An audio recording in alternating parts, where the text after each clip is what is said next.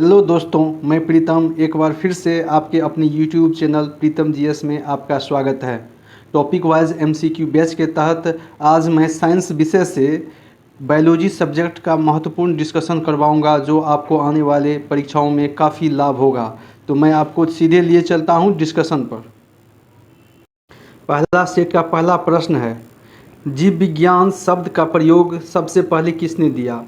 Option A अरस्तु, पुरकिंजे, von mall या Lamarck तथा ट्रेविरेनिस। तो इसका सही उत्तर होगा लेमार्क तथा ट्रेवेनिस। ऑप्शन डी सही है। वहीं होगा कि जीव विज्ञान के जनक कौन है? तो अरस्तु होगा। जीव द्रव्य की खोज किसने की? तो पुरकिंजे ने। तो इसका डी नंबर सही है। प्रश्न 2 में, जीव विज्ञान के जनक के नाम से जाने जाते हैं कौन? अरस्तु, डार्विन, लेमार्क, पुरकिंजे। तो जीव विज्ञान के जनक है अरस्तु। डार्विन जो है द्विनाम पद्धति के जनक है, द्विनाम पद्धति दिया था। उसके बाद पुरकिंजे जो था, आपको जीव द्रव्य, जीवों में होने वाला, जीव में जो द्रव्य रहता है उस जीव द्रव्य बोलते हैं। इससे संबंधित है पुरकिंजे। ऑप्शन इसका ए 2 का। प्रश्न 3 का, जंतु विज्ञान यानी कि जूलॉजी ऑफ बायोलॉजी के नाम से जाने जाते हैं कौन? जंतु विज्ञान के जनक के नाम से कौन जाने जाते हैं? डार्विन, लेमार्क, अरस्तु या थियोफ्रेस्टस। इसका सही उत्तर होगा अरस्तु। अरस्तु को जंतु विज्ञान के जनक के नाम से भी जाना जाता है। वनस्पति शास्त्र जनक कौन है? वनस्पति शास्त्र का जनक कौन है? ए में दिया थियोफ्रेस्टस, लाइनस, ट्रेविरेनस या प्लाई द एल्डर। इसका सही उत्तर होगा थियोफ्रेस्टस। वनस्पति शास्त्र के जनक थियोफ्रेस्टस को कहा जाता है। और जंतु विज्ञान के नाम से कौन जाना जाता है? जंतु विज्ञान के जनक के नाम से कौन जानते हैं? तो ये अरस्तु। प्रश्न 5 का, चिकित्सा शास्त्र का जनक किसे कहा जाता है? ए में अरस्तु, थियोफ्रेस्टस, हिप्पोक्रेटस और गेलेन। चिकित्सा शास्त्र के जनक हिप्पोक्रेटस को कहा जाता है। और जो है मेडिकल के छात्रों को जो एमबीबीएस करता है उससे जो है हिप्पोक्रेटस के नाम से शपथ दिलवाया जाता है। बोटनी शब्द की उत्पत्ति किस भाषा से, किसे कहा जाता है, किस भाषा से हुई है? फ्रेंच, लैटिन, पुर्तगाली या ग्रीक। ये लैटिन भाषा से हुई है बोटनी शब्द की उत्पत्ति जो है लैटिन भाषा से हुई है। ये माफ़ कीजिएगा, इसका जो उत्पत्ति है ग्रीक भाषा से, लैटिन नहीं होगा, ग्रीक होगा। बोटनी शब्द की उत्पत्ति है ये ग्रीक भाषा से सही है, उसका उत्तर होगा। प्रश्न 7 में दिया कि हिस्टोरिया प्लांटरम पुस्तक के लेखक कौन है? अरस्तु, थियोफ्रेस्टस, हिप्पोक्रेटस या डार्विन। हिस्टोरिया प्लांटेशंस का कौन है? इसके लेखक हैं कौन? थियोफ्रेस्टस। ऑप्शन बी सही है। हिस्टोरिया एनिमलियम पुस्तक के लेखक कौन है? अरस्तु, डार्विन, लेमार्क या थियोफ्रेस्टस। इसका है अरस्तु। 8 का ए। चिकित्सा शास्त्र के विद्यार्थियों को किसकी शपथ दिलाई जाती है? अरस्तु की या थियोफ्रेस्टस की या डार्विन की या हिप्पोक्रेटस की? तो हिप्पोक्रेटस की शपथ दिलाई जाती है चिकित्सा शास्त्र के विद्यार्थियों को। प्रश्न 10 में है कि वह विज्ञान जिसका संबंध जीवनधारी के अध्ययन से होता है वह कहलाता कौन? भौतिक विज्ञान नहीं, गणित नहीं, रसायन शास्त्र नहीं, ये जीव विज्ञान। इसका ऑप्शन डी सही है। प्रश्न 11 में, फाइकोलॉजी किससे संबंधित है? फाइकोलॉजी का संबंध शैवाल से है। माइकोलॉजी का संबंध कवक से है। परिस्थिति, ये इकोलॉजी का संबंध है, ये वायरस है। तो इसका सही उत्तर होगा फाइकोलॉजी का संबंध शैवाल से है। पर्यावरण का अध्ययन जीव विज्ञान की किस भाषा के अंतर्गत होता है? कार्यिकी, अनुवांशिकी, परिस्थितिकी या वर्गीकी। तो परिस्थितिकी इसका सही उत्तर होगा। परिस्थितिकी अध्ययन के अंतर्गत जो है पर्यावरण का अध्ययन कहलाता है। प्रश्न 13 में, फूलों के संवर्धन के विज्ञान को क्या कहता है? Phenology, floriculture, agronomy, botany. इसका सही उत्तर होगा फ्लोरिकल्चर। एग्रोनॉमी से होता है फसल का, अब बोटनी समझिए रहे हैं। इसका सही उत्तर होगा ऑप्शन बी।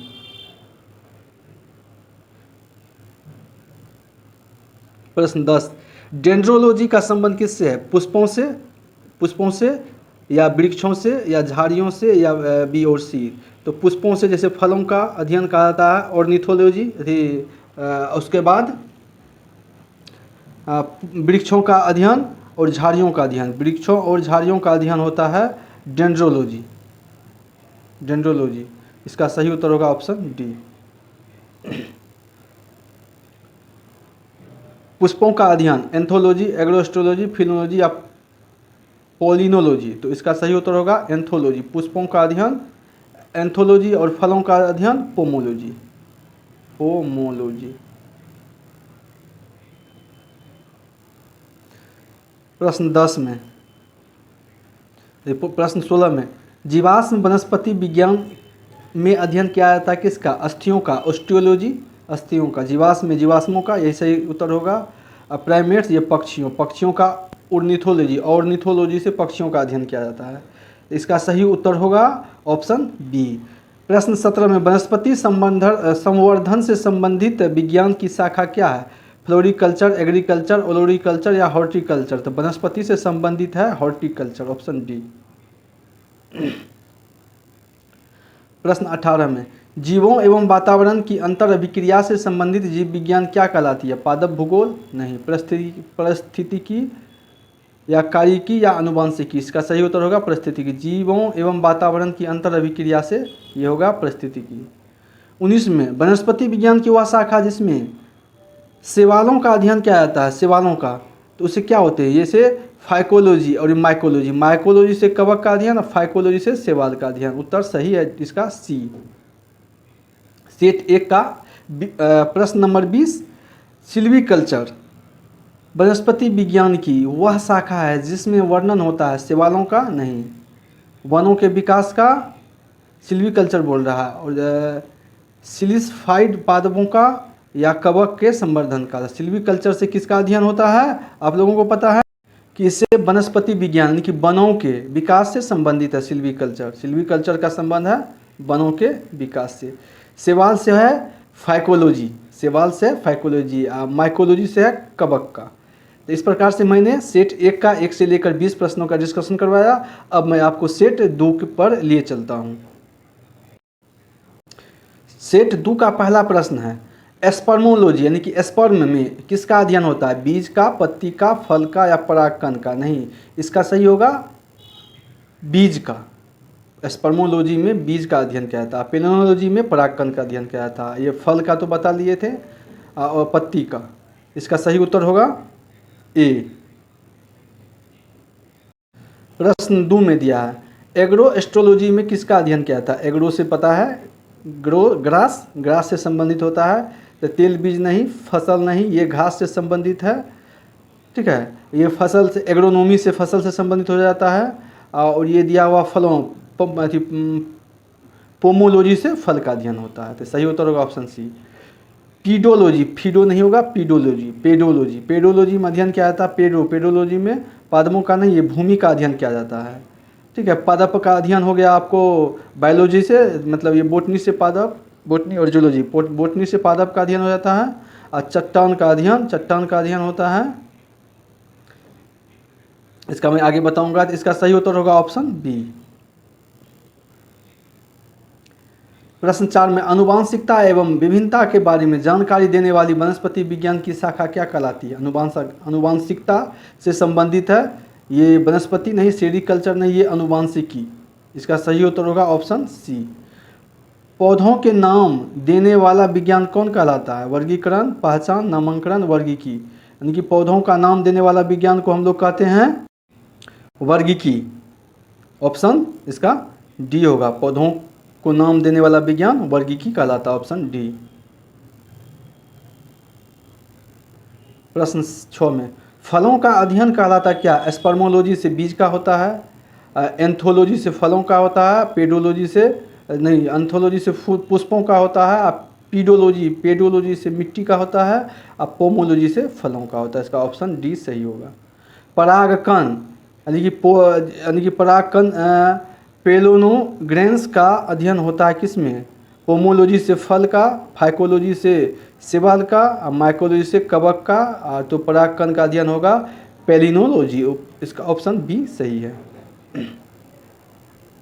प्रश्न 8 में, संसार में पौधों के वितरण का क्या कहलाता है? अध्ययन क्या कहलाता है? संसार में पौधों के वितरण तो फाइटोजियोग्राफी वानिकी, एक्सोबायोलॉजी या एथनोबोटनी। तो इसका सही उत्तर होगा फाइटो जियोग्राफी। ऑप्शन ए सही है, फाइटो जियोग्राफी सही होगा। साग सब्जी उत्पन्न करने वाले पौधों का अध्ययन क्या कहलाता है? ओलोरीकल्चर नहीं, सेरीकल्चर, रेशम, सिल्वीकल्चर कल्चर, काष्ठीय पौधा और पीसी कल्चर, मत्स्य। इसका सही उत्तर होगा ऑप्शन ए।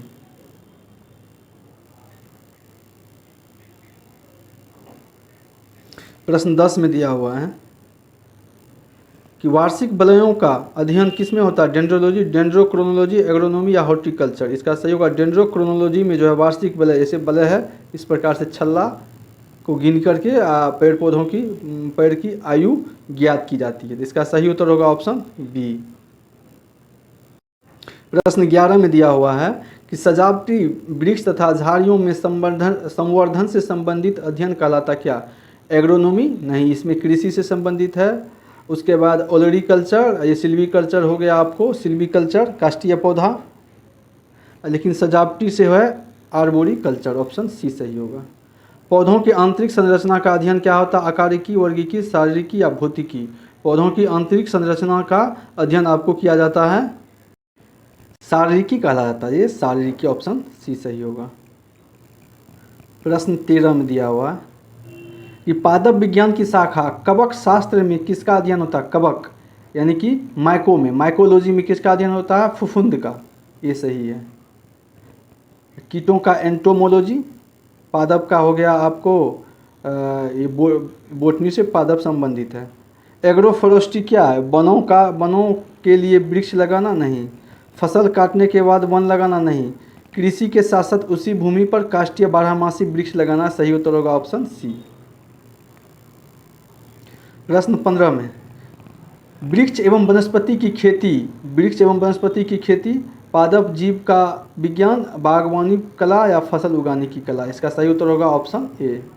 जीव द्रव्य के पृथक्करण एवं संयोजन से संबंधित वनस्पति विज्ञान की शाखा क्या कहलाती है? जीव द्रव्य से एग्रीकल्चर नहीं, हॉर्टिकल्चर से बागवानी, टिश्यू कल्चर होगा सही। इसका उत्तर सी।